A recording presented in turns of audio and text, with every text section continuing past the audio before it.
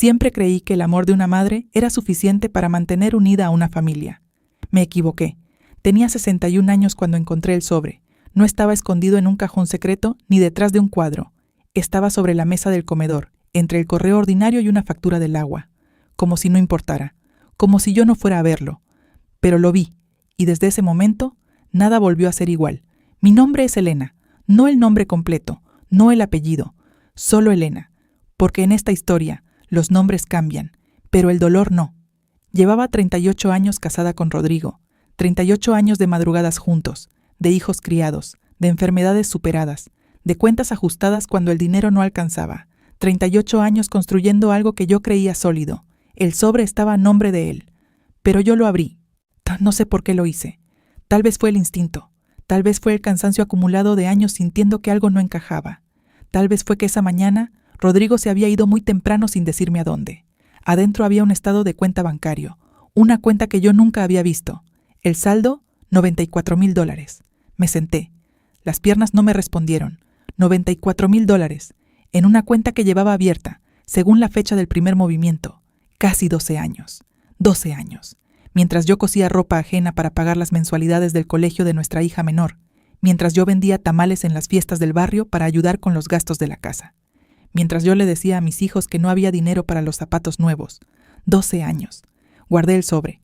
Lo metí dentro de mi suéter azul, el que tenía el bolsillo roto que nunca cosí.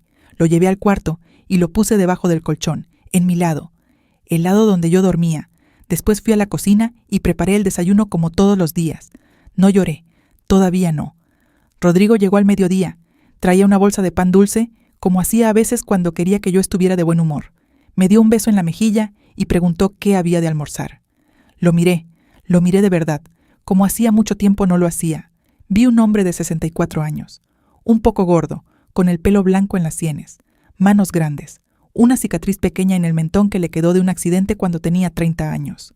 Un hombre que yo conocía mejor que a mí misma, o eso creía. Frijoles, le respondí, con arroz.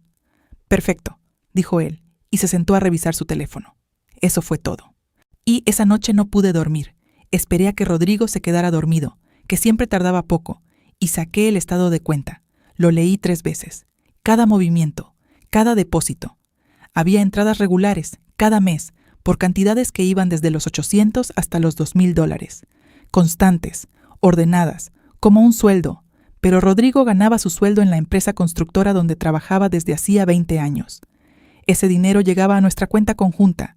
Yo lo veía cada quincena. ¿De dónde salía este otro dinero? Esa fue la primera pregunta. Tardé 2 días en encontrar el valor para buscar la respuesta. Nuestra hija mayor, Camila, vivía a 40 minutos de nuestra casa. Tenía 35 años, un marido, 2 hijos pequeños. Nos veíamos los domingos a veces. Teníamos una relación correcta, sin grandes peleas, pero tampoco sin mucho calor. Ella siempre había sido más cercana a su padre. Eso también lo recordé esos días. Mi hijo menor, Marco, vivía en otra ciudad. Llamaba poco, enviaba mensajes de vez en cuando. Era bueno pero distante, como los hijos que crecen y construyen su propio mundo sin mirar mucho hacia atrás. No llamé a ninguno de los dos. Lo que hice fue ir al banco. Me vestí bien. Me puse los aretes de perla que Rodrigo me regaló en nuestro 20º aniversario. Llevé mi identificación y un cuaderno pequeño, donde había anotado el número de cuenta del estado de cuenta. La cajera era joven, amable. Le expliqué que necesitaba información sobre una cuenta a nombre de mi esposo, que éramos casados bajo régimen de bienes mancomunados, que necesitaba saber si yo tenía algún acceso o derechos sobre esa cuenta. Ella revisó en su sistema. Señora, esa cuenta es individual. No figura usted como titular ni como beneficiaria. ¿Beneficiaria? En caso de fallecimiento del titular, el saldo pasaría a quien él haya designado. ¿Y quién está designado? Ella dudó. Revisó de nuevo. Una persona llamada Valeria Mendoza. Me quedé quieta. Valeria Mendoza. No era mi nombre. No era el nombre de mis hijos. ¿Puede decirme algo más sobre esa persona? Lo siento, señora. No puedo dar más información. Salí del banco caminando despacio. El sol estaba fuerte, pero yo no lo sentí. Valeria Mendoza. Ese nombre se quedó pegado en mi cabeza como una etiqueta. Llegué a casa antes de que Rodrigo regresara del trabajo.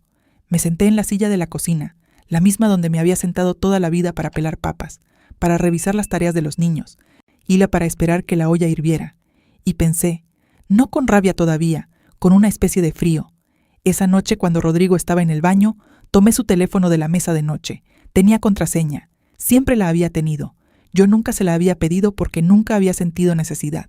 Pero conocía sus costumbres, conocía sus fechas.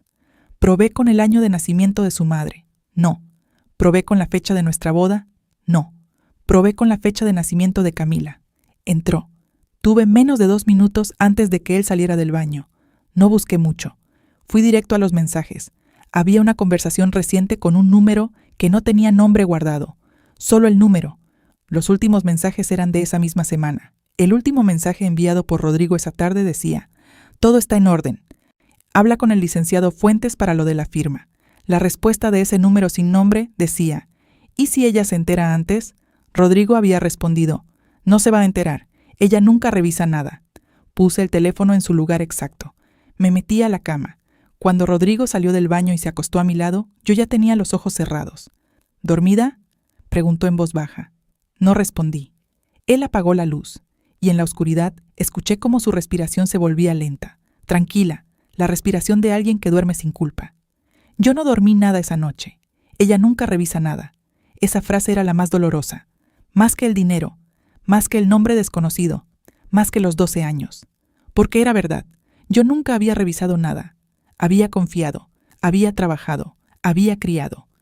Había cocinado y cosido y callado y sonreído en las fiestas de la empresa de Rodrigo y estrechado manos y dicho qué gusto y claro que sí.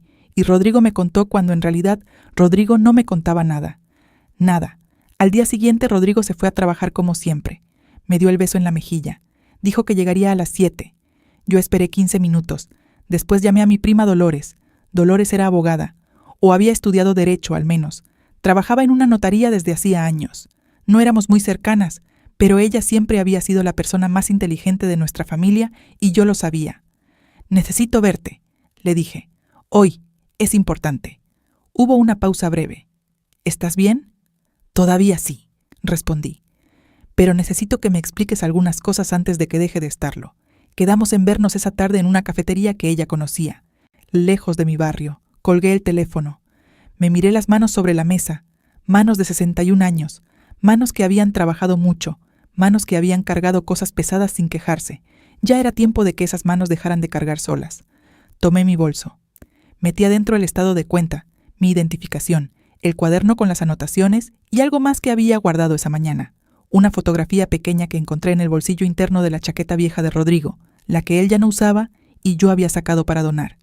Una fotografía de una mujer joven, sonriente, con el mismo gesto de alguien que sabe que la están mirando con cariño. Al reverso, escrito con la letra de Rodrigo, una sola palabra: siempre. Cerré el bolso, salí de la casa, y por primera vez en muchos años sentí que caminaba hacia algo en lugar de quedarme esperando. Dolores me esperaba en una mesa del fondo. Siempre había sido así, discreta, práctica. La clase de mujer que llega antes y ya tiene el café pedido. Me vio entrar y no sonrió. Me miró con esa expresión que tienen las personas inteligentes cuando saben que las noticias son malas antes de escucharlas. Me senté frente a ella. Puse el sobre la mesa. Ella lo abrió sin preguntarme nada. Lo leyó despacio. Pasó al siguiente papel. Leyó también mis anotaciones del cuaderno. No dijo nada hasta que terminó. ¿Cuánto tiempo llevan casados? 38 años. ¿Bajo qué régimen? Bienes mancomunados. Así lo firmamos desde el principio. Dolores asintió lentamente, como cuando alguien confirma algo que ya sospechaba. Elena, si esto es lo que parece, tu esposo ha estado ocultando activos del patrimonio conyugal durante más de una década. Eso tiene implicaciones legales importantes. ¿Qué tipo de implicaciones? Que ese dinero también te pertenece, al menos la mitad, tal vez más, dependiendo de cómo se originó. ¿Y si él lo mueve antes de que yo haga algo? Ella me miró directamente. ¿Tienes razón para creer que eso podría pasar pronto? Saqué el teléfono. Le mostré la fotografía que había tomado en la oscuridad de la pantalla de Rodrigo, los mensajes, la frase sobre hablar con el licenciado Fuentes, la pregunta sobre la firma. Dolores leyó todo 2 veces. ¿Sabes quién es el licenciado Fuentes? No. ¿Y Valeria Mendoza? Tampoco, solo sé que es la beneficiaria de esa cuenta. Dolores cerró el cuaderno, juntó los dedos sobre la mesa. Era un gesto suyo de siempre, de cuando estaba pensando en serio. Necesitas un abogado, Elena, no yo. Un abogado de familia con experiencia en bienes ocultos. Yo puedo recomendarte uno. ¿Cuánto tiempo tengo? No lo sé. Si él ya está hablando con un abogado sobre firmas, puede que poco. Salí de esa cafetería con un nombre anotado en el cuaderno: el licenciado Armando Reyes. Dolores dijo que era serio, discreto y que no cobraba hasta después de los resultados. Esa noche, Rodrigo llegó a las 7 como prometió. Traía buen humor. Habló de un proyecto nuevo en el trabajo, de que quizás habría un bono a fin de año. Comió bien, vio televisión. Me preguntó si me sentía bien porque me veía callada. «Estoy cansada», dije. «Duerme temprano», respondió él, sin levantar los ojos de la pantalla. Y eso fue todo. Me pregunté cuántas veces en 38 años había tenido esa misma conversación. Cuántas veces yo había dicho «estoy cansada» y él había dicho «duerme temprano», y ninguno de los dos había dicho lo que en realidad pensaba. Esa noche sí pude dormir. Un poco, lo suficiente. Porque ya no me sentía completamente sola en esto. Eso cambia algo. Cuando encuentras a alguien que te cree, que no te dice seguramente hay una explicación, que no te dice no exageres, algo en el pecho se afloja un poco. Pero solo un poco. El licenciado Reyes me recibió 3 días después. Su oficina era pequeña pero ordenada. Libros en las paredes, una planta en la ventana, un escritorio limpio. Me gustó eso. Los escritorios limpios me generan confianza. Le conté todo. Le mostré todo. Él escuchó sin interrumpirme. Tomó notas. Cuando terminé, me hizo preguntas precisas. Fechas, nombres, montos. Si teníamos propiedades a nombre de los dos. Si había deudas compartidas. Si yo tenía acceso a nuestros estados de cuenta conjuntos. ¿Sabe usted si su esposo ha consultado ya con algún abogado? Encontré una referencia a un licenciado Fuentes en sus mensajes. ¿Fuentes?, repitió él. Algo cambió brevemente en su expresión. ¿Lo conoce? Conozco su trabajo, dijo con cuidado. Se especializa en protección de activos, reestructuración patrimonial. No necesité que me explicara más. ¿Qué significa eso para mí? Significa que debemos movernos con rapidez. Si su esposo está asesorándose para proteger esos activos, hay mecanismos legales para anticiparnos. Pero necesito que usted no diga nada, que siga su rutina, que no cambie nada en su comportamiento hacia él. ¿Por cuánto tiempo? El tiempo que sea necesario. Salí de esa oficina con una sensación extraña. No era alivio exactamente. No era algo más parecido a tener los pies en el suelo después de varios días flotando. También salí con una tarea. El licenciado Reyes me pidió que con mucho cuidado buscara cualquier documento en la casa que pudiera ser relevante.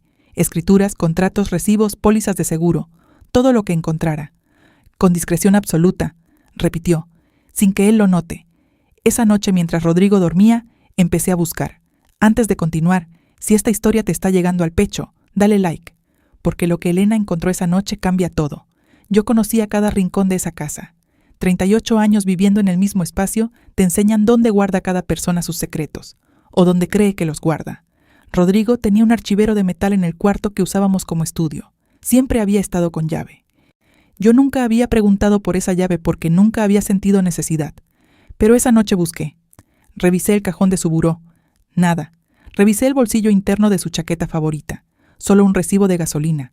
Revisé el fondo del cajón de calcetines. Ese lugar donde los hombres guardan cosas desde que tienen 15 años. Ahí estaba. Una llave pequeña, de latón, un Remarkable. Abrí el archivero. Había 4 carpetas. Las saqué con cuidado. Las fotocopié con mi teléfono, página por página, en el silencio de la madrugada, con la única luz de la pantalla. Tardé casi 1 hora.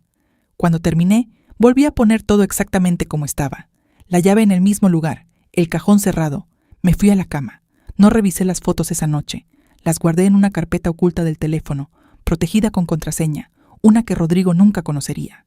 Y a la mañana siguiente, mientras Rodrigo desayunaba, yo ya le había enviado todas las imágenes al licenciado Reyes por correo electrónico.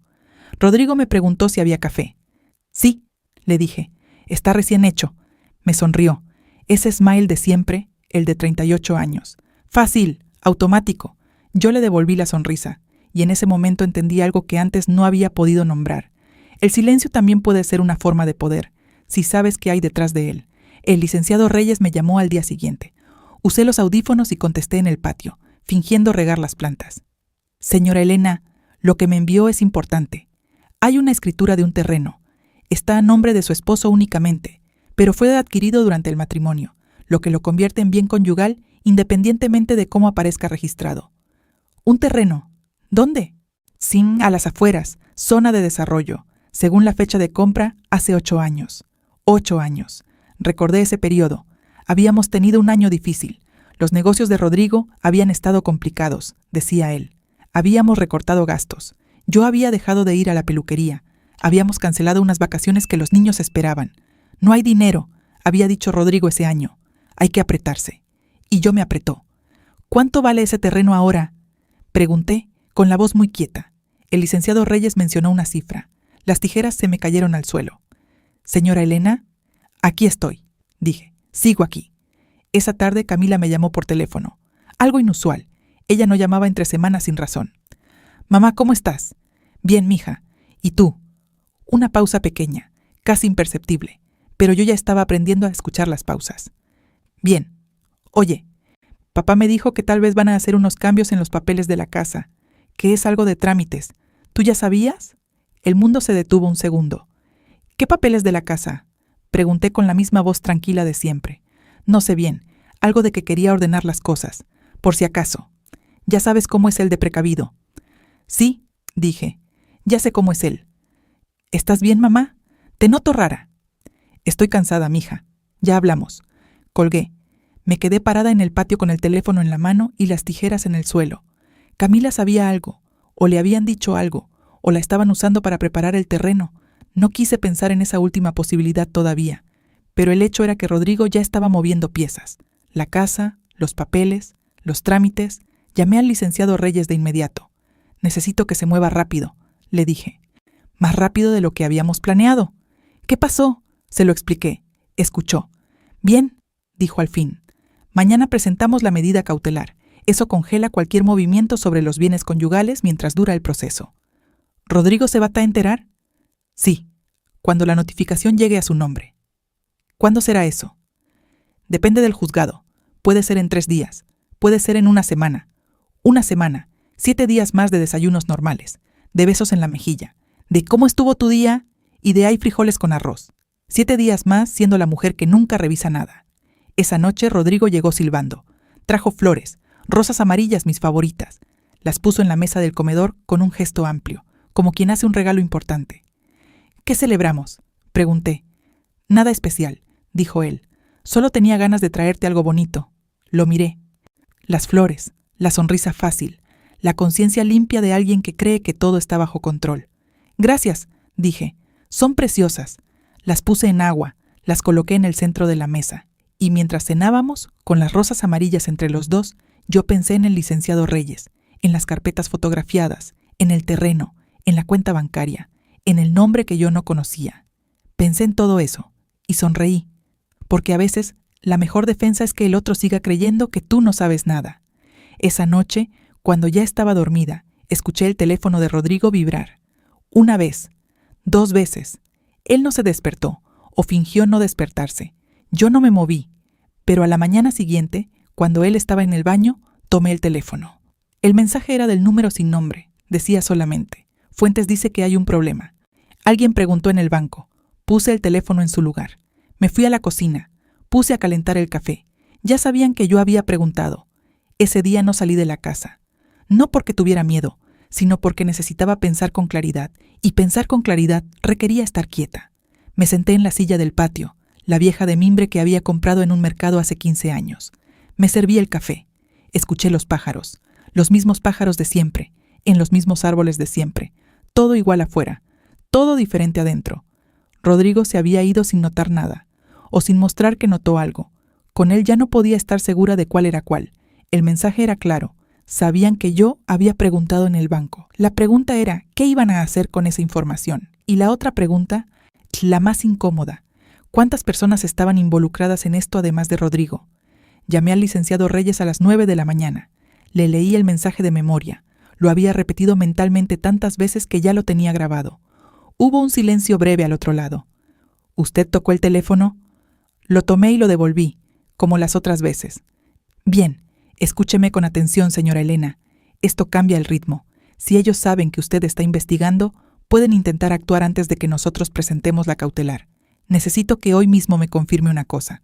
¿La escritura de su casa está a nombre de los dos? Sí, siempre fue así. ¿Tiene copia de esa escritura? Creo que hay una copia en el archivero. Ya la fotografié. Perfecta. La voy a necesitar impresa. ¿Puede traérmela hoy? Esta tarde. A las 5, entonces. Colgué. Me quedé mirando el café que ya se había enfriado. Había algo que el licenciado Reyes no me había preguntado, pero que yo no podía dejar de pensar. Camila. Mi hija mayor sabía algo. Rodrigo le había dicho algo sobre los papeles, sobre los trámites.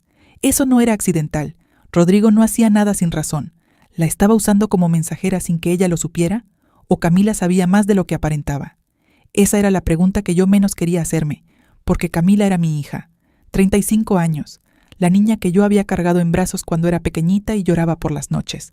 La misma que me llamaba mamá con esa voz de siempre. Pero también era la hija que siempre había sido más cercana a su padre. Siempre.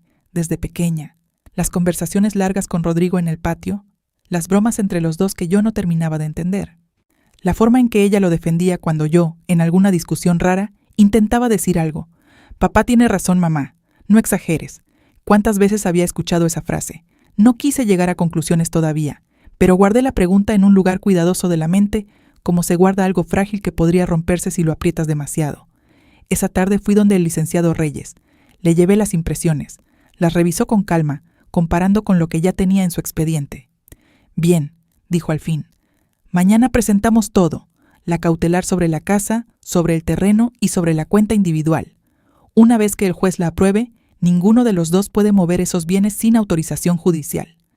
¿Y si Rodrigo intenta hacer algo esta noche? ¿Tiene alguna razón para creer que lo haría? Pensé en el mensaje, en las flores. Tom, en la sonrisa fácil. No lo sé, dije con honestidad. Ya no sé qué es capaz de hacer. El licenciado Reyes me miró con esa expresión tranquila que tienen los abogados experimentados, la de los que han visto muchas versiones de esta misma historia. Señora Elena, ¿tiene usted a dónde ir esta noche si fuera necesario? ¿Está diciendo que debo irme de mi casa? Estoy diciendo que es bueno tener opciones. Por si acaso, salí de esa oficina con un nudo en el estómago que antes no tenía. Llamé a Dolores desde el carro. ¿Puedo quedarme contigo si lo necesito? Le pregunté sin rodeos. Ella respondió sin dudar. Aquí tienes cuarto, con llave. Eso fue suficiente. Si estás escuchando esta historia desde un país cuyo nombre lleva la letra E, suscríbete y déjame en los comentarios tu país. Quiero ver cuántas mujeres estamos aquí, todavía aprendiendo a decir basta. Esa noche, Rodrigo llegó tarde. Eran casi las 9 cuando escuché la llave en la puerta. Yo estaba en la sala, bordando. Una costumbre de siempre. Las manos ocupadas ayudan a la cabeza a pensar con más claridad.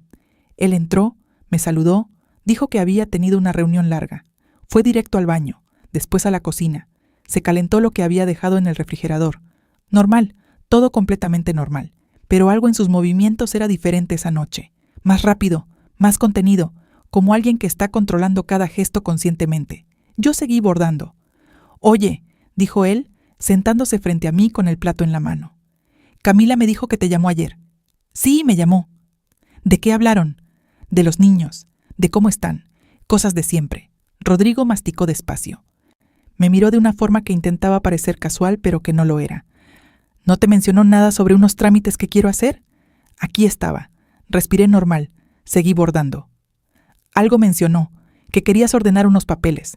¿De qué se trata? Nada importante, dijo él. Solo quiero tener todo en orden. Ya tenemos cierta edad. Es mejor tener las cosas claras por si algo pasa. ¿Por si algo pasa? Por si alguno de los dos falta, Elena. No seas dramática. Esa palabra. Dramática. ¿Cuántas veces en 38 años me había dicho esa palabra cada vez que yo intentaba hablar de algo importante? Claro, dije. Tiene sentido. Él asintió, satisfecho. Siguió comiendo. ¿Necesitas que yo firme algo? Tal vez. Cuando esté listo te digo. Avísame, respondí, para tenerlo en la agenda. Se levantó, lavó el plato y me dio un beso en la cabeza y se fue a ver televisión. Yo seguí bordando, con las manos ocupadas y la cabeza muy, muy quieta. Esa noche, cuando por fin apagamos las luces, tardé mucho tiempo en fingir que me dormía. Escuché a Rodrigo moverse. Escuché cuando tomó su teléfono y lo revisó en la oscuridad, con el brillo de pantalla tapado con la mano, como si eso fuera suficiente para que yo no notara. Lo había hecho antes. Seguramente muchas veces. Antes yo dormía y no me daba cuenta. Ahora no dormía, pero seguía sin moverme. A las 2 de la mañana, Rodrigo se quedó dormido por fin. Yo esperé 20 minutos más. Después tomé mi teléfono y le escribí al licenciado Reyes por mensaje, aunque sabía que no lo leería hasta la mañana. Mi esposo me preguntó esta noche si necesitaba firmar algo. Dijo que quiere tener las cosas en orden. Creo que el tiempo se acorta. Por favor, muévase mañana tan temprano como pueda. Lo envié. Lo guardé. Cerré los ojos. Al día siguiente Rodrigo salió temprano. Yo esperé 1 hora. Después llamé a Camila. Necesitaba escucharla. Necesitaba saber en qué lado estaba parada mi hija, aunque esa pregunta me partiera algo por dentro. Contestó al segundo timbre. «Mamá, ¿todo bien?» «Necesito preguntarte algo, Camila, y necesito que seas honesta conmigo. Una pausa». «Claro. ¿Qué te dijo exactamente tu papá sobre los trámites?» Otro silencio. Más largo. «Mamá, Camila». Escuché que ella respiraba diferente. Ese tipo de respiración de cuando alguien está calculando cuánto decir. Me dijo que quería poner algunas cosas a mi nombre. Por seguridad. Me dijo que era lo más sensato, que así quedaba protegida la familia. El frío que sentí fue diferente a todos los anteriores. «¿A tu nombre?» Dijo que era temporal, que era solo mientras ordenaba unos papeles. «Mamá, él me dijo que tú ya sabías». «¿Y tú le creíste?» Silencio. «Camila, ¿ya firmaste algo?» «Todavía no. Quedé de verlo esta semana con un licenciado». «Mamá, ¿qué está pasando?» Cerré los ojos un momento. Mi hija no era cómplice. Era otra pieza en el tablero de Rodrigo. Otra persona a quien él creía que podía mover sin consecuencias. «Escúchame bien», le dije con la voz más calmada que pude. «No firmes nada. Nada. ¿Me entiendes? Ni un papel, ni un recibo, ni una autorización. Nada». «Mamá, me estás asustando». «Bien. El miedo a veces es lo más honesto que podemos sentir. No firmes nada y espera a que yo te llame». Colgué. Me temblaban las manos. Pero no de miedo, de algo más parecido a la rabia. Una rabia fría, ordenada, que no grita, sino que piensa. Rodrigo no solo me estaba quitando a mí lo que era mío. Estaba usando a nuestra hija. La estaba convirtiendo en una herramienta sin que ella lo supiera. La estaba poniendo en medio de algo que podía afectarla legalmente, emocionalmente, de todas las formas posibles. Eso fue lo que terminó de cambiar algo en mí. El dinero, el terreno, los años de silencio. Todo eso dolía profundo. Pero usar a Camila, eso era diferente. El licenciado Reyes me llamó a las 11 de la mañana. La cautelar fue presentada esta mañana. El juez la revisará en las próximas horas. Si la aprueba, la notificación llegará al domicilio de su esposo, probablemente mañana o pasado. «Mi esposo está intentando poner bienes a nombre de mi hija», le dije. «Me lo acaba de confirmar ella». Un silencio breve. «¿Su hija firmó algo?» «Todavía no. Le dije que no firmara». «Hizo bien. Si logran hacer esa transferencia antes de que llegue la notificación judicial, complica el proceso. No lo imposibilita, pero lo complica. Necesito que su hija no firme nada en los próximos días. ¿Puede garantizar eso?» «Sí. ¿Está usted segura?» «Soy su madre», dije. «Sí estoy segura». Esa tarde Rodrigo llegó a las 6. Entró como siempre. Me encontró en la cocina. Me dio el beso de costumbre. Pero esta vez, antes de que él se alejara, lo tomé del brazo. Él se detuvo. Me miró con una pequeña sorpresa. «¿Qué pasa?» Lo miré a los ojos. Esos ojos que yo había mirado por 38 años. Los conocía bien. Sabía cuándo decían la verdad y cuándo no, aunque durante años había elegido no darme cuenta. «Nada», dije. «Solo quería verte». Él sonrió. La sonrisa fácil, automática. «Ya me tienes», dijo. Se soltó suavemente y fue al cuarto a cambiarse. Yo me volteé hacia la estufa, y en ese momento escuché el sonido que no esperaba. El timbre de la puerta. Rodrigo no lo escuchó todavía, estaba en el cuarto. Fui yo la que abrió. En la puerta había un hombre joven, con ropa formal y un sobre manila en la mano. «¿Señora Elena?» «Sí». «Tengo una notificación para el señor Rodrigo, pero también una copia para usted, como parte en el proceso. Firme aquí, por favor». Firmé. Tomé el sobre. Lo puse sobre la mesa del comedor, el mismo lugar donde semanas atrás había encontrado el estado de cuenta bancario, el mismo lugar donde todo había empezado. Escuché los pasos de Rodrigo saliendo del cuarto. Escuché cuando se detuvo, cuando vio el sobre, cuando lo tomó. Hubo un silencio muy largo antes de que él hablara. «¿Qué es esto?» No me volteé de inmediato. Terminé de revolver la olla. Apagué la estufa. Me sequé las manos en el trapo de cocina. Solo entonces me di la vuelta. «Una notificación judicial», dije. «El licenciado Reyes presentó esta mañana una medida cautelar sobre nuestros bienes conyugales. Ninguno de los dos puede moverlos ni transferirlos mientras dure el proceso». Rodrigo me miró. Vi en su cara algo que no le había visto antes. No era enojo todavía. Era algo más puro y más revelador que el enojo. Era sorpresa. Auténtica, completa sorpresa. Ella nunca revisa nada. Eso había creído durante 38 años, y en ese momento, parado en nuestra cocina con el sobre en la mano, entendió que se había equivocado. «Elena», empezó, «la cena está lista». Lo interrumpí con la misma voz de siempre. frijoles con arroz, como todos los días. Me senté en mi lugar. Y lo esperé. Rodrigo no se sentó. Se quedó parado junto a la mesa, con el sobre en la mano, mirándome como si yo fuera una persona diferente a la que había dejado esa mañana. Tal vez lo era. ¿Cuándo hiciste esto?, preguntó.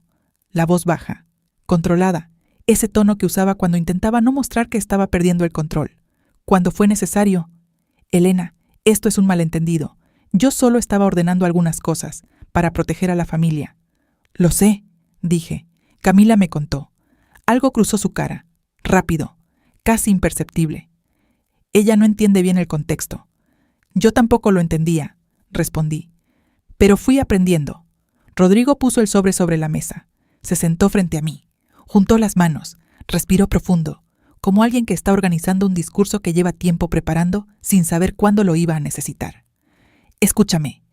Hay cosas que yo tendría que haberte explicado antes. Tienes razón, pero no es lo que tú crees. ¿Qué es lo que yo creo? Que hay algo malo, que te estoy traicionando. Lo miré en silencio. Esa cuenta la abrí hace años porque tuvimos un momento muy difícil económicamente. Quería tener una reserva, un colchón para emergencias.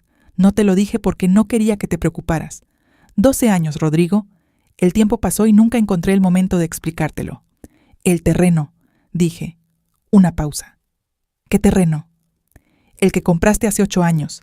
El mismo año en que nos dijiste que no había dinero, que teníamos que apretarnos, que no había para las vacaciones de los niños. El silencio que siguió fue diferente a los anteriores, más pesado. Rodrigo bajó la mirada un momento, justo un momento. Después volvió a levantarla. Eso era una inversión. No, para el futuro de los dos. ¿Para el futuro de los dos?, repetí, y escuché en mi propia voz algo que no había escuchado antes. No era enojo, era algo más frío y más definitivo. Entonces, ¿por qué la beneficiaria de la cuenta es Valeria Mendoza y no yo? Esta vez el silencio fue total. Rodrigo no parpadeó, no movió las manos, no respiró, o al menos no de forma visible, y en ese silencio entendí, con una claridad que dolió de una manera extraña y limpia, que ya no había explicación posible, que él lo sabía, que yo lo sabía, y que los dos sabíamos que el otro sabía. 38 años se pueden sostener en silencio durante mucho tiempo, pero no para siempre. Voy a dormir en el cuarto de huéspedes esta noche, dije. Me levanté, dejé la comida en la mesa, tomé mi taza de té y me fui por el pasillo.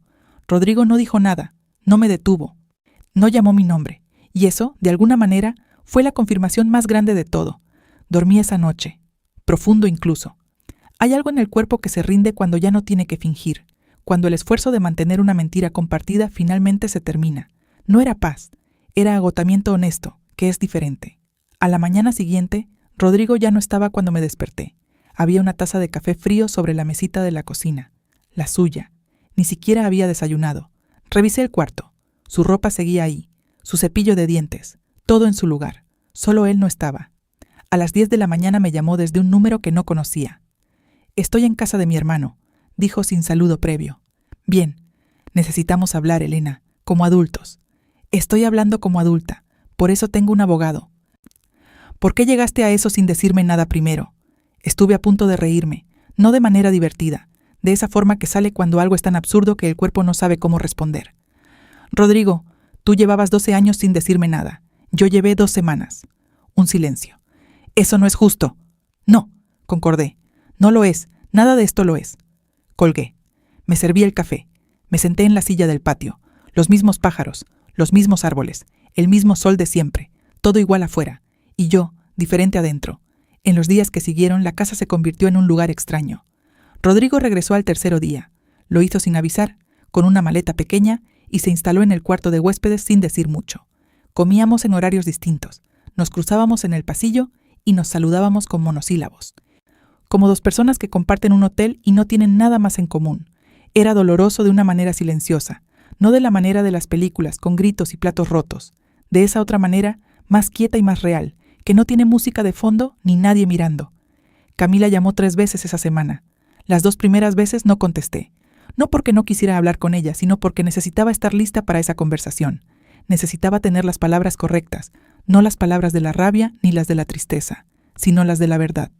La tercera vez contesté. «Mamá, por favor, necesito entender qué está pasando».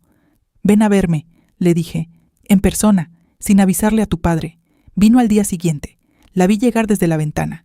Mi hija mayor, 35 años, el pelo recogido, cargando a su hijo menor en la cadera. Caminaba rápido, como siempre, con ese gesto de su padre que nunca había notado hasta ahora. Abrí la puerta antes de que tocara. Nos abrazamos. Ella me apretó fuerte, más fuerte de lo normal, y yo entendí que algo en ella también estaba asustado. Dejamos al niño jugando en la sala y nos sentamos en la cocina, lejos de él. Le conté todo, no todo de golpe, con cuidado, ordenado, como quien cuenta una historia que merece ser contada con respeto, incluso cuando duele. El estado de cuenta, el terreno, Valeria Mendoza, los mensajes en el teléfono, la conversación con el banco, el licenciado Reyes, la cautelar, todo. Camila escuchó sin interrumpirme. Vi en su cara cómo las piezas iban encajando. Vi el momento exacto en que dejó de defender a su padre y empezó a ver la historia entera. Ese momento dolió de verlo, porque era mi hija, y yo sabía lo que sentía. Esa sensación de que el piso se mueve bajo tus pies y no hay dónde agarrarse. Cuando terminé, ella tardó mucho en hablar. Él me dijo que era para protegernos, dijo al fin, con una voz muy pequeña. A él siempre se le dio bien decir lo que la gente necesitaba escuchar. ¿Y yo? ¿Qué pasa conmigo si yo hubiera firmado algo? Por eso te dije que no firmaras nada. Camila se limpió los ojos con el dorso de la mano. Ese gesto también era de su padre, pero ella no lo sabía. ¿Qué vas a hacer, mamá? Lo que tenga que hacer. ¿Y nosotros? Marco y yo. La miré. Ustedes son mis hijos. Eso no cambia. Esto es entre su padre y yo. Pero necesito que estén del lado de la verdad, no del lado de nadie. Ella asintió despacio. ¿Puedo hacer algo? Sí. Si tu padre vuelve a pedirte que firmes algo, me llamas antes. Cualquier cosa. Cualquier hora. Prometido. Se fue 1 hora después. Le di un beso largo en la frente, como cuando era pequeña. Ella me abrazó otra vez en la puerta. Fuerte, igual que antes. La vi alejarse por la calle. Y pensé que, en medio de todo, eso era algo que no se había roto. Dale like si sigues aquí con Elena. Lo que viene en los próximos minutos no te lo puedes perder. El licenciado Reyes me llamó esa misma tarde. La cautelar fue aprobada por el juez. A partir de hoy, ninguno de los dos puede disponer de los bienes registrados en el proceso sin autorización judicial. Su esposo fue notificado formalmente esta mañana. Él ya lo sabía. Le mostré la copia hace días. Sí, pero la notificación formal lo hace oficial y vinculante. También quería informarle que hemos identificado otro activo que no estaba en las carpetas que usted me envió. Me detuve. ¿Qué activo? Un vehículo, un camión de carga registrado a nombre de una empresa. Esa empresa, al revisarla, tiene a su esposo como socio mayoritario y fue constituida durante el matrimonio. ¿Una empresa? Sí, pequeña pero activa, con movimientos regulares de dinero. El café que tenía en la mano de repente no tenía sabor. Una empresa, 12 años de cuenta bancaria oculta, un terreno, un vehículo, una empresa. ¿Cuántas capas más había? ¿Qué significa eso para el proceso? Significa que el patrimonio conyugal es considerablemente mayor de lo que aparece en los registros evidentes. Trabajaremos para que todo quede incluido en la liquidación. Licenciado, dije, ¿quién es Valeria Mendoza? Una pausa. ¿Usted realmente quiere saberlo? Llevo semanas haciéndome esa pregunta. Sí quiero saberlo. Al investigar la empresa, encontramos que Valeria Mendoza figura como socia minoritaria. Tiene 38 años. Vive en otra zona de la ciudad. Según los registros públicos que pudimos revisar, tiene una hija de 9 años. El mundo no se detuvo esta vez. No hubo mareo ni temblor ni nada dramático. Solo un silencio muy largo dentro de mí. Una hija de 9 años. 9 años. Hice el cálculo sin querer, inmediatamente, automáticamente, sin poder evitarlo. ¿Necesita un momento?, preguntó el licenciado. No, dije. Siga. Por ahora eso es lo que tenemos. La relación personal entre ellos no es relevante para el proceso legal en términos de los bienes, pero puede ser relevante si usted decide proceder con una demanda de divorcio por causales específicas, lo que podría afectar la distribución final. Entiendo. Señora Elena, quiero ser honesto con usted. Esto va a ser un proceso largo. Puede durar meses. Habrá momentos difíciles. Su esposo tiene un buen abogado y va a defenderse. Pero los documentos que usted recopiló son sólidos. Tenemos un caso fuerte. ¿Qué probabilidades tenemos? Con lo que tenemos ahora, diría que buenas. No perfectas. Nunca son perfectas. Pero buenas. Colgué. Me quedé sentada en la cocina por un tiempo que no supe medir. Una hija de 9 años. Pensé en esa niña que yo no conocía, que probablemente no sabía nada de mí, que tenía 9 años y un padre que la visitaría los fines de semana o cuando pudiera, igual que lo había hecho con mis propios hijos cuando los negocios se lo permitían. No sentí odio hacia esa niña. Sentí algo mucho más complicado que el odio, una especie de tristeza enorme y silenciosa, tan de esas que no tienen forma exacta, sino que simplemente llenan todo el espacio disponible. Esa noche, cuando Rodrigo llegó a cenar, lo miré diferente. No con rabia, no con desprecio, con esa mirada nueva que había ido aprendiendo en los últimos días, la mirada de quien ya sabe y ya no necesita seguir buscando. Él se sirvió la cena en silencio. Yo comí en silencio también, pero antes de que él terminara le dije, sin levantar los ojos del plato, «Sé lo de la niña». El tenedor se detuvo a medio camino. «Elena, no tienes que explicar nada. Solo quería que supieras que sé». Él puso el tenedor sobre la mesa, muy despacio, con un cuidado exagerado, como si el ruido fuera a romper algo. «¿Cómo?» «No importa cómo, lo sé». Un silencio largo. «Lo siento», dijo al fin. 2 palabras, las mismas 2 palabras que la gente usa cuando no sabe qué más decir. Cuando el daño es tan grande que no cabe en frases más largas. «Ya sé que lo sientes», respondí. Pero el arrepentimiento no cambia a los 12 años. Me levanté. Lavé mi plato, y mientras lo hacía, con el agua corriendo sobre mis manos, escuché que Rodrigo seguía sentado detrás de mí, quieto, con la cena a medias y el silencio de alguien que finalmente entiende que ya no hay vuelta atrás. Esa noche, acostada en el cuarto de huéspedes, escuché algo que no esperaba. A través de la pared delgada que separaba los 2 cuartos, escuché a Rodrigo llorar. No era un llanto ruidoso, era ese otro tipo, el que sale cuando un hombre que nunca llora finalmente no puede contenerlo más. Yo me quedé quieta. No fui, no porque no sintiera nada, sino porque había momentos en que el amor y la justicia no podían estar en el mismo lugar al mismo tiempo. Y yo tenía que elegir cuál necesitaba más en ese momento. Cerré los ojos, y al rato, sin saber exactamente cuándo, me quedé dormida.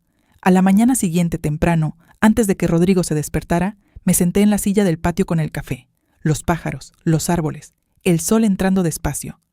Tomé el teléfono y le escribí un mensaje a Marco, mi hijo menor, el que vivía lejos y llamaba poco. Solo escribí, «Hijo, cuando puedas llámame, no es urgente, solo quiero escucharte». Lo envié. Dejé el teléfono sobre la mesa, y fue entonces cuando escuché algo que me heló la sangre, el sonido de la puerta principal, abriéndose, desde adentro. Rodrigo todavía estaba en el cuarto. Lo sabía porque había escuchado su respiración hace apenas 10 minutos. Entonces, ¿quién había abierto esa puerta? Me levanté despacio. Caminé por el pasillo. Y en la entrada de la casa, parada con una llave en la mano y una expresión que no supe leer de inmediato, estaba Camila. «Mamá», dijo con una voz que no era la de siempre. Traía algo en la otra mano, un sobre. «Encontré esto en el carro de papá», dijo, mientras lo buscaba para hablar con él esta mañana. Estaba debajo del asiento. Me lo dio. Lo abrí. Adentro había un contrato, 3 páginas, con mi nombre escrito en él, y al final, en el espacio de la firma, había una línea en blanco. Esperando. Tomé el contrato con las 2 manos. Lo leí despacio. Página por página, línea por línea. Era un documento de cesión de derechos. Mi nombre aparecía como cedente. El receptor era una empresa con un nombre que no reconocí, pero que el licenciado Reyes probablemente sí reconocería. Lo que yo cedía, según ese papel, eran mis derechos sobre la casa. A nuestra casa, la misma donde había criado a mis hijos, la misma donde había pasado 38 años de mi vida, y mi firma estaba esperando al final, una firma que yo nunca había dado, una firma que alguien esperaba obtener de alguna manera. «¿Cómo llegó esto al carro de tu padre?», le pregunté a Camila con la voz muy quieta. «No lo sé. Mamá, yo lo encontré por casualidad. Fui al garaje a buscarle unas cosas que me había dicho que guardara ahí y vi el sobre debajo del asiento del copiloto. Tenía tu nombre escrito afuera. Por eso lo abrí». Rodrigo apareció en el pasillo. Se había despertado con el ruido, tenía el pelo revuelto y los ojos todavía pesados de sueño. Pero cuando vio el sobre en mis manos, esos ojos se despejaron de golpe. Los 3 nos miramos en silencio, ese tipo de silencio que es demasiado lleno para llamarse silencio. «Son papá», dijo Camila, y en su voz había algo que yo nunca le había escuchado antes. No era enojo exactamente, era algo más parecido a la decepción, que siempre pesa más. «¿Qué es esto?» «Déjame explicar», dijo Rodrigo. «Ya no», respondí yo. Los 2 me miraron. «Ya pasamos la parte de las explicaciones», continué. «Ahora vamos a pasar a la parte legal. Camila, ¿puedes quedarte aquí 1 hora?» Ella asintió sin dudar. Tomé el contrato, tomé mi teléfono, tomé mi bolso y salí de la casa. El licenciado Reyes no había llegado todavía a su oficina cuando me planté en la puerta.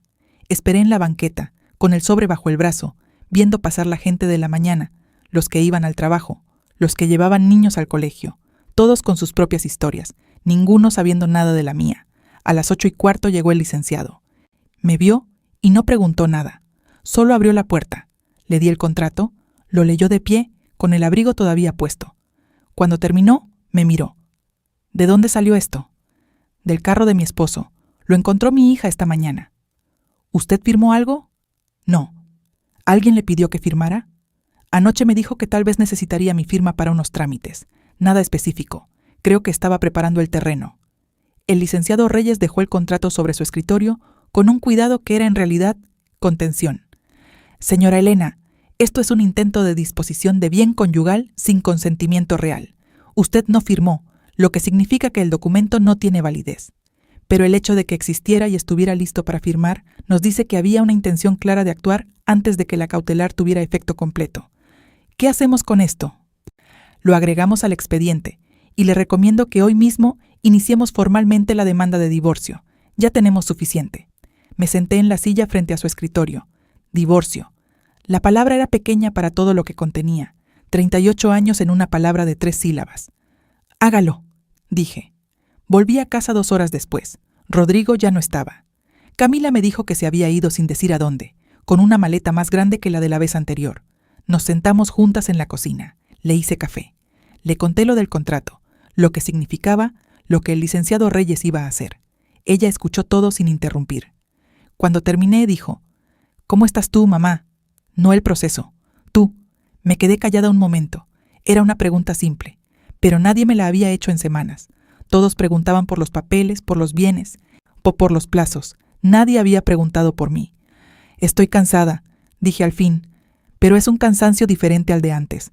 Antes me cansaba de cargar cosas que no veía. Ahora me canso de cosas reales. Y eso, aunque suene raro, se siente mejor. Camila puso su mano sobre la mía. No suena raro. También tengo miedo, continué, porque ya que había empezado a decir la verdad no quería parar. No del proceso legal, sino del después, de lo que viene cuando todo esto termine. Llevo 38 años siendo la esposa de Rodrigo. No sé bien quién soy sin ese papel. Eres mi mamá, dijo Camila simplemente. No era una respuesta que resolviera nada, pero era suficiente para ese momento. Si llevas aquí desde el principio con Elena, suscríbete ahora. Estas historias las hago para nosotras, para las que aprendemos tarde, pero aprendemos completo. Los meses que siguieron fueron los más extraños de mi vida. Extraños no de manera dramática, sino de esa forma cotidiana que nadie cuenta porque no tiene escenas grandes.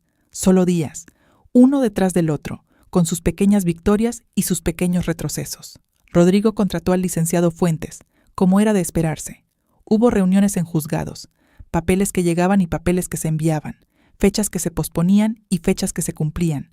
El licenciado Reyes me explicaba cada paso con paciencia, pero yo igual estudiaba todo lo que podía, leía los documentos, hacía preguntas, aprendí un vocabulario nuevo que nunca había necesitado antes, bienes mancomunados, activos ocultos, liquidación conyugal, medida cautelar, audiencia preliminar, palabras que ahora formaban parte de mi vida diaria, como antes habían formado parte frijoles y mensualidad, y ya viene tu padre. Rodrigo intentó negociar 2 veces a través de sus abogados. La primera oferta era una fracción de lo que nos correspondía. La rechacé sin pensarlo mucho. La segunda era mejor, pero todavía incompleta.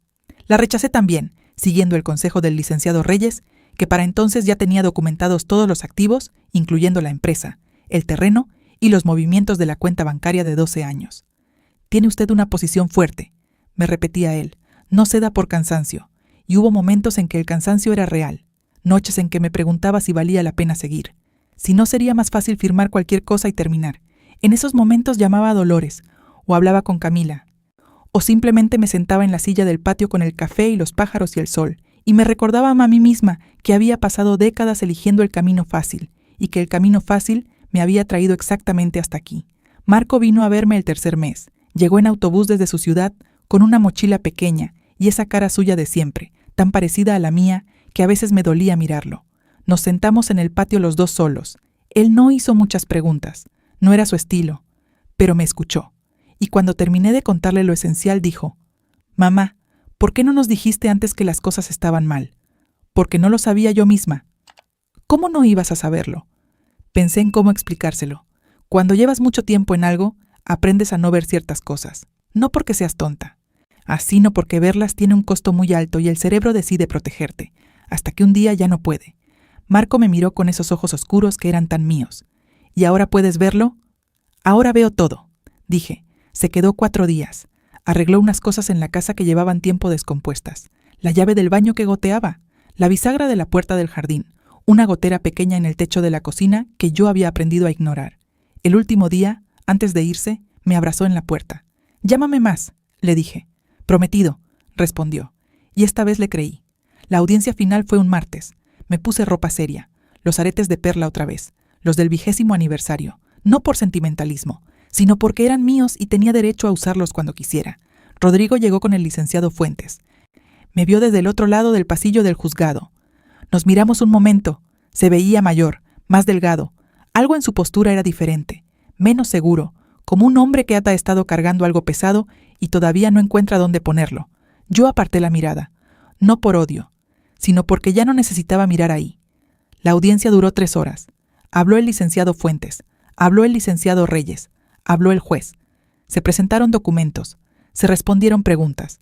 Yo me mantuve quieta, con las manos juntas sobre la mesa, escuchando todo con esa atención nueva que había aprendido en los últimos meses. Al final, el juez habló. Reconocimiento de bienes conyugales ocultos, distribución equitativa, la casa para mí, como bien principal y residencia habitual, el valor del terreno dividido con compensación adicional por los años de ocultamiento, la cuenta bancaria, los fondos distribuidos según el régimen conyugal, la empresa tasada y su valor incluido en la liquidación. No fue exactamente lo que yo había pedido al principio, fue más. Salí del juzgado con el licenciado Reyes a mi lado. Afuera el sol estaba fuerte. La ciudad seguía su ritmo normal, ajena a todo lo que había pasado dentro de ese edificio. «¿Cómo se siente?», me preguntó él. Pensé en la pregunta antes de responder. «Como cuando termina una tormenta larga», dije al fin. «No alegre exactamente, pero aliviada de que haya terminado». Él asintió. «Es una respuesta honesta. He aprendido a hacerlo. Nos dimos la mano. Él me deseó lo mejor. Yo le agradecí, de esa manera que se agradecen las cosas cuando son de verdad, sin exageraciones y sin flores.